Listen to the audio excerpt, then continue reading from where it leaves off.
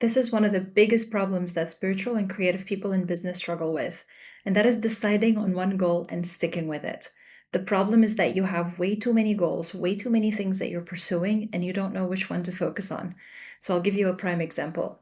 I worked with someone a few years ago who wanted to make 300K, but she kept telling herself that she should aim for 100K because it was more realistic. But at the same time, 100K, she was afraid she was playing too small. So she kept questioning if she should aim for 100K or 300K. And then she started to ask, okay, well, how do I want to get there? Do I want to create courses? Do I want to do one-on-one programs? Do I want to do group programs? Do I want to do a retreat? And also, how am I going to attract more buyers? Am I going to start a podcast? Am I going to start a YouTube channel? Should I do outreach? I hate outreach, but that's what everybody says I should do, blah, blah, blah. And basically being stuck in her head. And because she was so afraid that she was going to pick the wrong thing and waste time, she stayed here, which inevitably wasted even more time. So I'm going to help you avoid this problem altogether so that even if you're not perfectly clear about what you want, you can still make progress in that direction. I know everybody tells you your goals should be smart, right? They should be specific, measurable, achievable. They should be relevant. They should be time bound. But actually, I don't think that's necessarily true. Of course, if you can make it that way, that's awesome. But for spiritual and creative people who are visionary, it's not really given that your goal is going to be, for example, time bound, because you don't know what's realistic. You don't know what to aim for. So your goals are way too big, they're way too vague, and they are a lot of times just impossible to measure that way. Okay, so here's what I would do.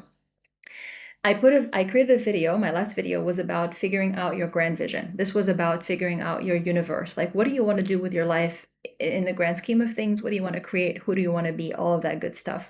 Go watch that video. If you don't know what you want out of life, go watch that video. That video is going to help you figure out how to dream big in the first place, because I don't want you limiting yourself by what you think is achievable.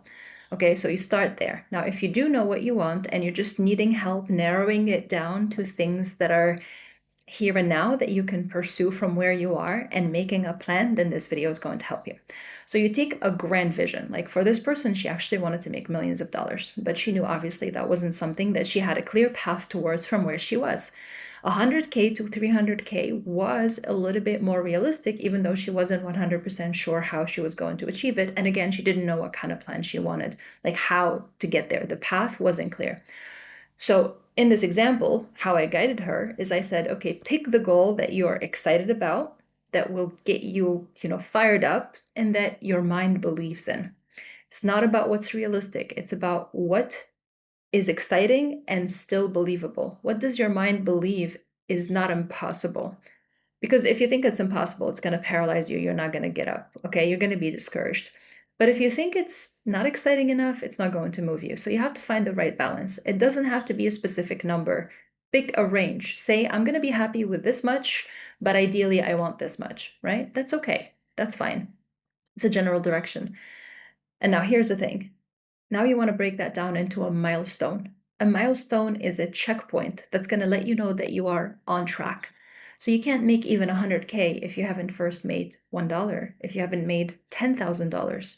So how can you set a first checkpoint within the next 3 months, no more than 6 months, ideally 3 months? What's the first checkpoint that's going to let you know that you are on track? Instead of focusing on the bigger thing, which is smaller than the even bigger thing, bring it down to something that you can aim for in the next 3 months, because that's short enough that it's going to get fire under your butt and it's going to get you going. Okay, so now that you have your checkpoint, your first checkpoint, now you want to think about the initiatives. What initiatives are going to help me get there? What can I do here and now that's going to help me move in that direction? So maybe that's, how am I going to reach the right people? So that could be content. That could be outreach. I don't like outreach. She doesn't like outreach. So she didn't do that. Maybe you want to do a podcast. Maybe you want to, whatever it is, like brainstorm a few ways that you can start moving in that direction. What initiatives? And then from those initiatives, you're going to completely follow your heart. You're going to pick the path of least resistance, the one that you know you're excited about committing to. Because let me tell you, there's no such thing as a shortcut or an easy way. Whichever way you pick, there's going to be challenges, there's going to be setbacks, there's going to be failures. So which one is going to be the most rewarding and the most fulfilling? In her case, it was a podcast. In her case, that's what she wanted to do. She wanted to create long form, deep dive content, and she wanted to network with other people to invite on her podcast. And that was her way of finding her right people who are going to introduce her to her ideal buyers. So that's what she committed to. Okay. So that's an initiative. And then you're going to tell yourself, I'm going to commit to this initiative, one or two, no more, every single day. I'm going to set aside 90 minutes to work on this thing and keep reiterating, keep improving until I nail it. And I'm not going to stop this for another 3 months. I'm not going to say, oh, I tried it for 1 week or 2 weeks and it didn't work, so I guess this doesn't work. Podcasts are dead, or YouTube is dead, or whatever is dead. That's not true. You start and then you figure out what's working, what's not working. You learn about yourself, you learn about your audience, and you keep reiterating. The biggest mistake is to think that you have to have a perfect plan before you get started, which is so common. Trust me when I tell you, clarity only comes from taking action. If you don't know what to do, pick something, your best guess, move in that direction, take the action in that direction, learn, and you will save so much time by picking the wrong thing and making mistakes rather than staying here and thinking about it. Nobody has ever made any progress in any way by just thinking about it. Okay? So to recap, you start with a greater vision, which is what you can go watch that video that I mentioned. I'll put it in the description. You go do that. That's going to help you figure out the big picture. From that big picture, you'll already start to see some of the goals that you're aiming for. You pick, let's say a couple that you want to achieve in the next 12 months. From those, you narrow them down to which milestones are going to let me know I am on track in the next 3 months. And from that, you define your initiatives. What are one or two key things, big things that are going to move the needle? Not busy work, but things that are going to make the difference, that are going to help me get there. And I'm going to commit 90 minutes a day. That's an hour and a half every day working on this thing. Now, why an hour and a half? Because it's long enough that you can focus, but short enough that it doesn't burn you out.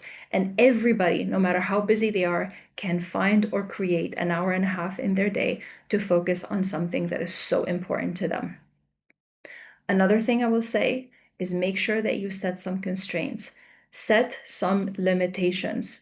Okay, so tell yourself, I'm going to commit to this for 3 months and I'm not going to stop unless if you realize, you know what, I really hate making podcasts and I don't feel like I'm willing to do the work to get better at this. So I'm just going to give up and find something else.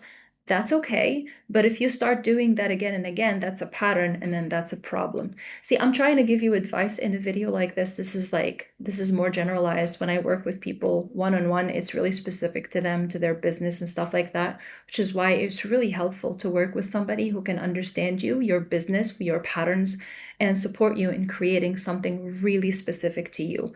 So if that's something that you want in your business and you've been spinning your wheels for a while and you've been overthinking this, stuck in paralysis, having too many options, not knowing what to really focus on and commit to, that would be exciting for you, where you don't have to push yourself, but instead you're drawn by a vision and you're pulled by desire, then I'd love to work with you one-on-one. I will put my link in the description wherever you're watching this, or check out the comments, book a call with me, and I'd be more than happy to talk to you about it. All right, take care, and I'll see you next time.